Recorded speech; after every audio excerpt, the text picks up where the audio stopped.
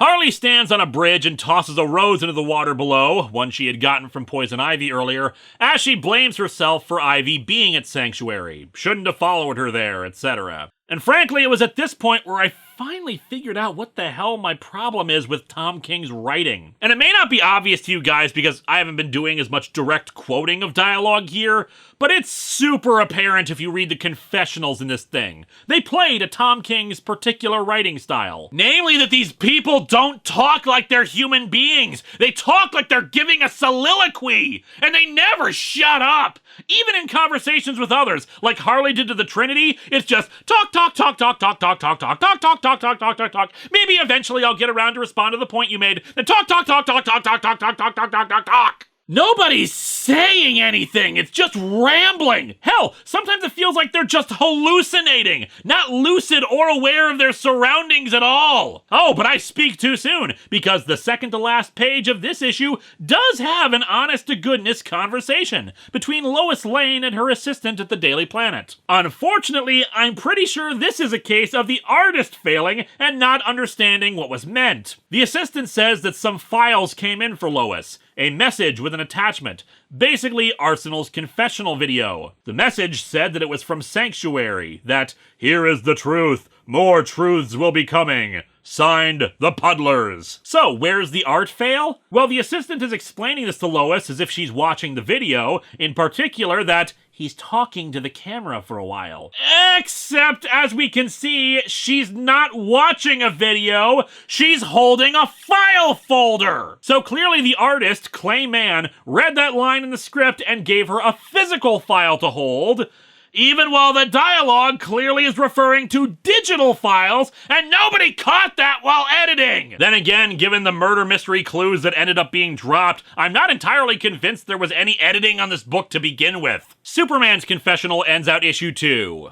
And I actually quite like it. He talks about his identity issues with having two sets of parents, being both Clark Kent and Superman, and how he sometimes is actually uncertain of who he is whenever he tries to make the two as far apart as possible, leading him to point out that it's a little embarrassing talking about stuff like this, because heroes need to be perfect, and he's afraid of what would happen if this sort of information ever got out. The information getting out is supposedly the heart of the story, but we'll touch on that once it becomes relevant again. Anyway, more confessionals, as the third issue focuses on some of the people who were at Sanctuary and what is actually involved in their therapy. See, Sanctuary has a bunch of holodecks in it, allowing the people there to experience any environment they so choose. You know, in some ways, that could be potentially helpful, creating peaceful places where someone can feel safe and secure and at ease. Want to see how it's actually used? Wally uses it to recreate his family. Understandable, he's grieving, he misses his wife and children, but then that AI gets into it. "Why here, Wally? What is it about Linda? Please, Wally. Why Jay? Why Iris? Why do you need them?" Because they're his family! What the hell? Yeah, see, the AI that runs this place? It seems to be under the impression that they're not real. Except of course they are. Barry knows it, his aunt knows it, hell, even the Titans and Superman know it. See, you could argue that maybe they were putting Wally in Sanctuary to help him deal with the psychological strain of what he's been going through since he got here, while the rest of the Justice League worked to find a way to restore his family, but nope! The computer seems to think he's just trying to compensate for something else in his life, or whatever, by making them up! But hey, that's just one example. Maybe the computer just isn't on the up and up with that information. What's another therapy being done? Like, I don't know, Lagoon Boy. Lagoon Boy is a pretty minor character in the grand scheme of things, but he actually has a small connection to this show. Way back when this show started, one of my earliest reviews was of Judd Winnick's Titans #1. That was a follow-up to the Titans East special, wherein Cyborg was training a bunch of young Teen Titans members, but all got either killed or maimed by a bunch of Raven's siblings, Lagoon Boy among them. And that's what he's doing here. 337 times he has recreated the attack on the Titans, blasted hard with a laser beam while he hears the screams and murdering. And he admits that this is what he experiences all the time, even outside the holodeck. He's experiencing his trauma and reliving it all the damn time, except now it's being done physically to him too. You know, my job is on YouTube, and I can tell you that artificial intelligence algorithms are not good therapists. When the computer talks to Booster Gold, it says that the patient can pick anywhere they want to go as long as they try to know why they've picked it.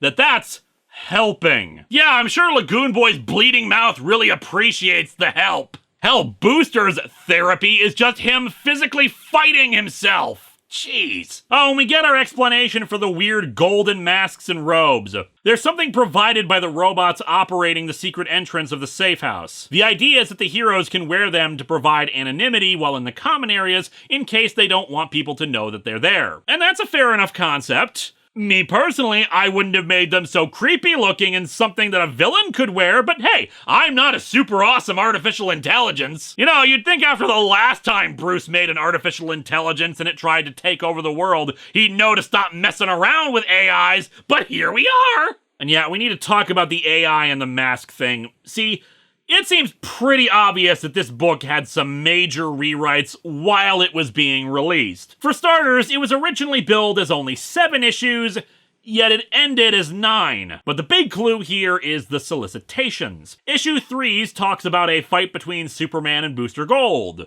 which does not happen in the book, but also mentions Flash and Batman investigating and discovering a glitch in the system, which is something that sort of happens in issue 4, but not in the way that sounds. Issue 4 solicitation is a copy and paste of issue 3's, except now Booster is fighting Wonder Woman instead. Spoilers, he doesn't actually fight her. Issue 5's mentions that the AI was compromised. Issue 6's says that one person's trauma broke the machine. Issue 7's states that the AI is standing between the Trinity and the true culprit behind the murders. Issue 8's says that the Trinity will be challenged and their judgment questioned amongst themselves, despite the fact that they don't show up in it at all. And finally, issue 9's that the Trinity's deepest secrets will be exposed. Despite that not happening, plus them only having a non-speaking appearance in the final issue. If I had to guess, I think it was going to be revealed that their stupid AI program itself went crazy having to deal with all these characters' traumas and secrets, and it was responsible for the murders, possibly by manipulating a character or two into, doing things involved in it. And maybe it'd take on the appearance of the mask and robe as its look. Why would they have not gone with this? I could throw out more speculation, but I don't know if that would help. Maybe they didn't want to make the Trinity look bad. Maybe they were worried it might come across like the previously mentioned cliches regarding therapy by turning their supposed therapist into a mass murderer. But then that just makes one wonder why it needed to be a murder mystery at all. Why not just make it a brief anthology of characters dealing with this stuff? Maybe introduce an action element of a villain finding out about it or something, and the heroes getting together and defeating them. Whatever, some sort of emergency siren blares telling everyone to proceed to the nearest exit. Outside, Lagoon Boy finds some of the dead bodies, but then gets impaled on a stake or spike or something. This is yet again something that might have been a clue, except we later learn that everyone was killed at once and all in the same way. Further evidence that something got changed along the way. Tom King said on Twitter that him being impaled isn't at all what happened. It was just in his mind, and he admits it wasn't written very well, and he regrets that. Well, if that's true, then I guess somebody in the process should have pointed it out then! Wally holds Roy's dead body on the front steps of the house, even though their bodies were found inside, and says he didn't want to be alone, before Harley Quinn hits Wally across the head with his hammer. Oh, did that just happen in Wally's mind too? No. The actual explanation is much stupider. Issue 4 begins with Tempest in a bar, lamenting the loss of the Great Titans book that was being written at the time, but got screwed over by Scott Snyder's stupid Justice League No Justice plans. And I should point out, I haven't actually read it, so it could be really good, but I don't care. It screwed over the team I was reading and turned the Titans into a subdivision of the frickin' League. And while the same writer was on board during the rest of the time, the book really did not recover after that. The direction tossed around thanks to other books dictating several story elements. Why am I bringing this up when it has nothing to do with Heroes in Crisis? Well, mainly because neither does this sequence. It just wastes 3 pages of Donna Troy picking up Tempest from a bar before leading into her confessional. It has no bearing on anything. Padding! Donna's confessional, I think, is an allegory about her screwed up and continually rewritten history. Maybe it's just a mistake. A confusion between 2 old storytellers who got mixed up. Problem is, what is the allegory she's using? It's Troy, but ask a historian or an archaeologist, and they'll tell you there's nothing to prove it ever actually was a place. Yes it is. They look for it. They find ruins, but they don't know. Yeah, except those historians and archaeologists you brought up are pretty sure it is. They've been doing archaeological study and excavation of the site since 1822. Barry and Batman investigate the murder site, but they're conflicted over who the murderer is, with Barry thinking it was Booster, while Bats thinks it was Harley. Booster is in the Justice League's custody, being interrogated by Wonder Woman with the lasso of truth. He recounts what we saw in the last issue, and he admits he doesn't know why his force field wasn't working. Next, apparently Clayman decided there wasn't enough sexiness in this depressing story about murder and trauma, so here's Lois Lane leaning up against a doorway in her panties and a Superman shirt in a totally natural pose. She's asking Clark what to do about the Sanctuary files being sent her way, a new one being emailed every day. She's convinced that if she does nothing, someone else will be sent them who will reveal everything, while if she does it, she'll hide secret identities. This is a terrible plot point, but we'll explore why in a bit. Instead, here's some more of what I'm sure wasn't intended to be sexy,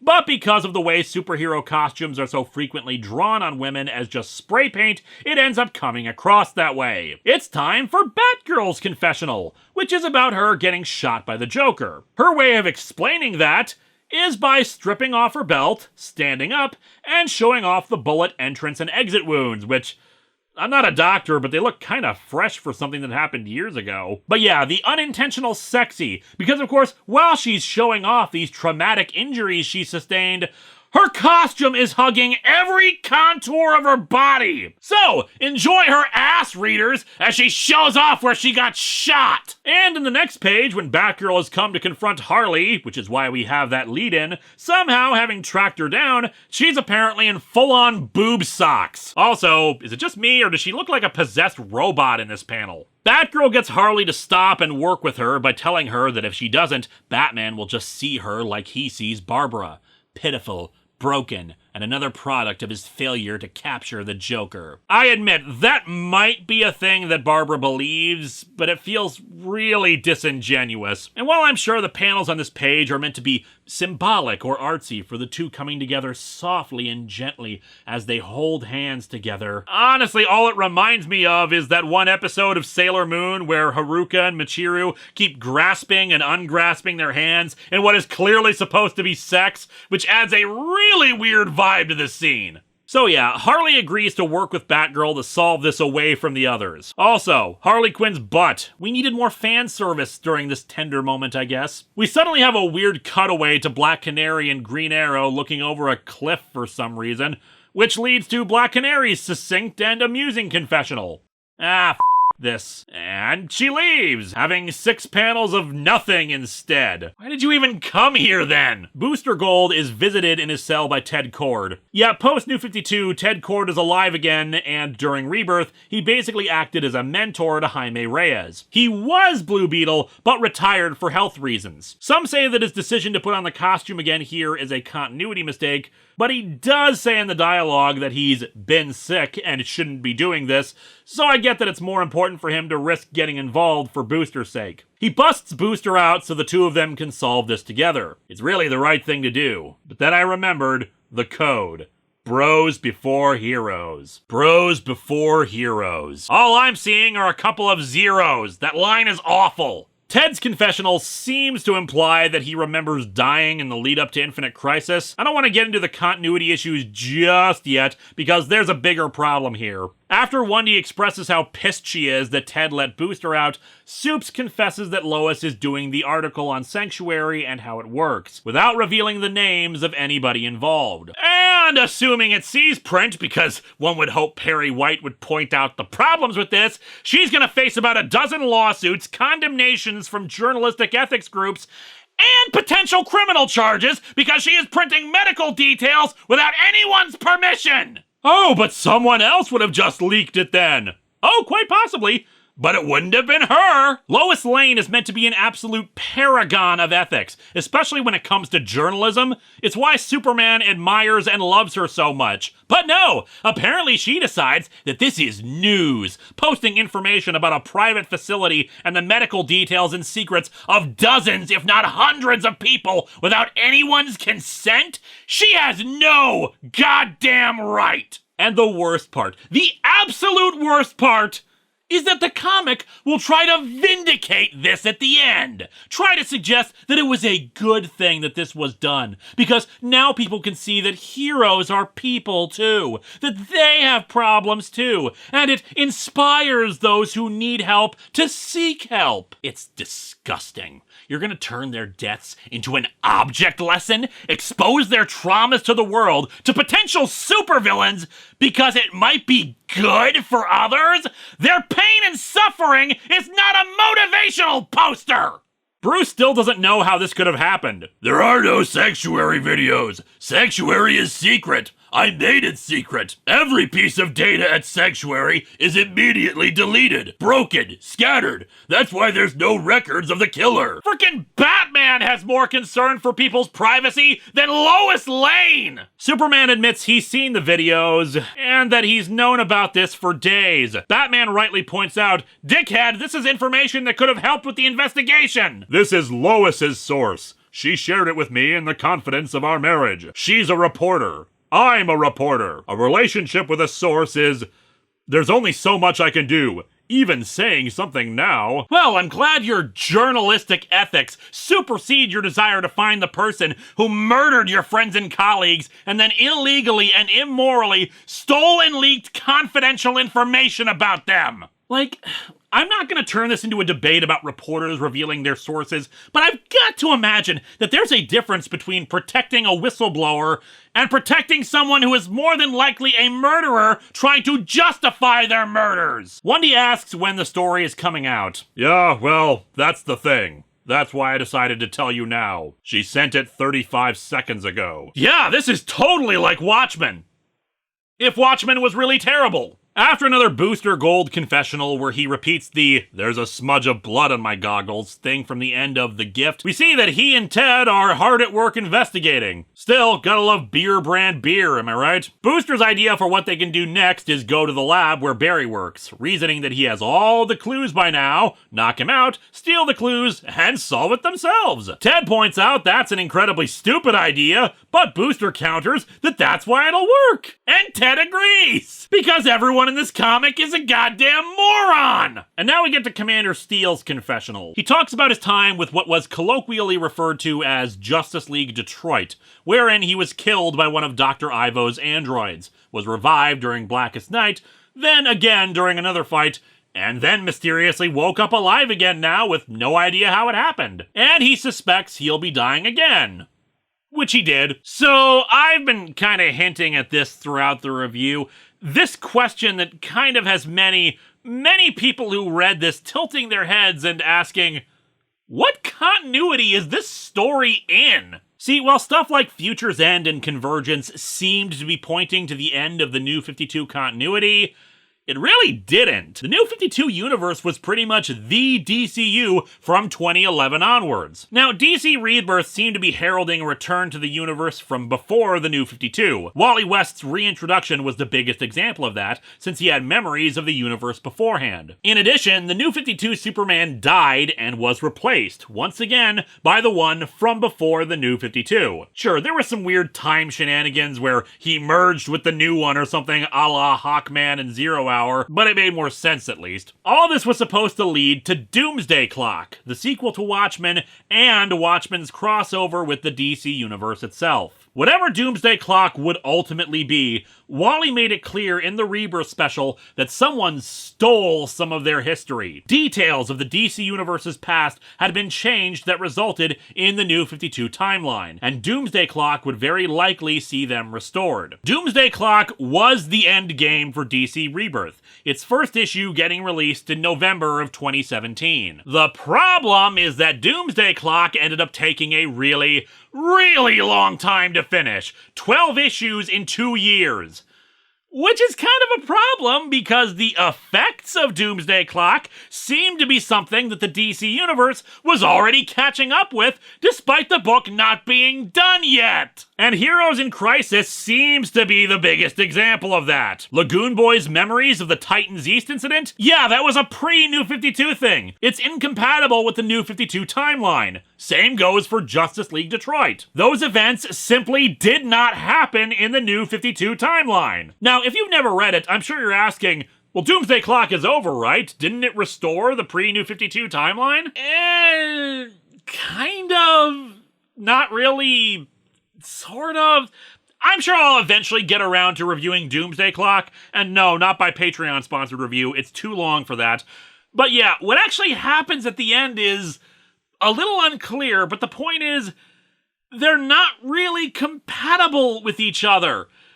And yet both seem to be happening in this comic. Roy's drug abuse in the old continuity was not because of painkillers, and there's no mention of Leanne or anything. Wally's family would be restored along with everything else if this was the pre-New 52 timeline. The Titans East incident couldn't have happened in the New 52 universe because Cyborg was never a member of the Teen Titans in the New 52 universe. Justice League Detroit never happened because Aquaman didn't disband the League and form his own team in the New 52 universe after an invasion by Martians. Tom King seemed to be operating on the attitude of, who cares with this story. It's a bit of a middle finger from the company then, especially when Doomsday Clock was still going on and trying to tell us, yes, the continuity is important. And we won't even get into how Wally West was supposed to be significant for Doomsday Clock, and then this story happened! Anyway, Batgirl convinces Batman to let her examine Skeets in the search for Booster, claiming that she has advanced technology that'll help them find something that Skeets isn't even consciously aware of. Said technology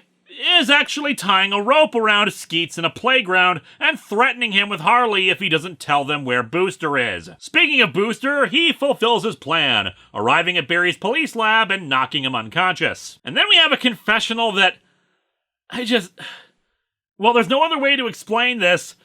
It's the Protector. You may remember the Protector from the new Teen Titans anti-drug PSAs, who was created because they couldn't legally use Robin in those. Why is the Protector at Sanctuary? Because he's a drug user.